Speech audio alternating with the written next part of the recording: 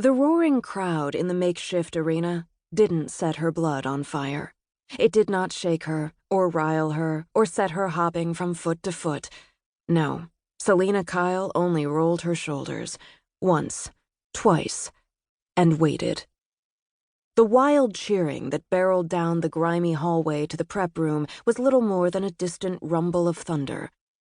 A storm, just like the one that had swept over the East End on her walk from the apartment complex.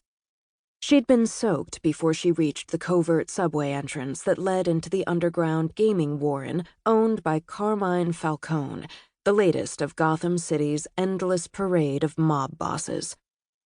But like any other storm, this fight, too, would be weathered.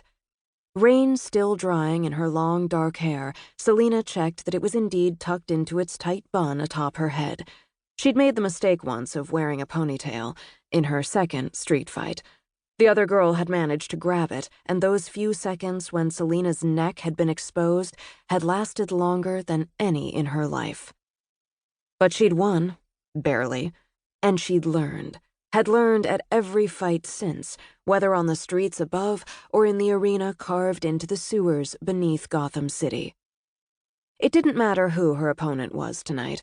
The challengers were all usually variations of the same, desperate men who owed more than they could repay to Falcone, fools willing to risk their lives for a chance to lift their debt by taking on one of his leopards in the ring. The prize? Never having to look over their shoulder for a waiting shadow. The cost of failing? Having their asses handed to them, and the debts remained. Usually with the promise of a one-way ticket to the bottom of the Sprang River. The odds of winning? Slim to none. Regardless of whatever sad sack she'd be battling tonight, Selina prayed Falcone would give her the nod faster than last time. That fight? He'd made her keep that particularly brutal match going. The crowd had been too excited, too ready to spend money on the cheap alcohol and everything else for sale in the subterranean warren. She'd taken home more bruises than usual, and the man she'd beaten to unconsciousness? Not her problem, she told herself again and again, even when she saw her adversaries' bloodied faces in her dreams, both asleep and waking. What Falcone did with them after the fight was not her problem. She left her opponents breathing. At least she had that. And at least she wasn't dumb enough to push back outright, like some of the other leopards, the ones who were too proud or too stupid or too young to get how the game was played. No, her small rebellions against Carmine Falcone were subtler. He wanted men dead. She left them unconscious, but did it so well that not one person in the crowd objected. A fine line to walk, especially with her sister's life hanging in the balance. Push back too much, and Falcone might ask questions, start wondering who meant the most to her, where to strike hardest. She'd never allow it to get to that point, never risk Maggie's safety like that, even if these fights were all for her. Every one of them. It had been 3 years since Selina had joined the Leopards, and nearly 2.5 since she'd proved herself against the other girl gangs well enough that Mika, her alpha, had introduced her to Falcone. Selina hadn't dared miss that meeting.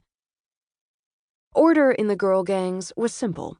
The alpha of each gang ruled and protected, laid down punishment and reward. The alpha's commands were law.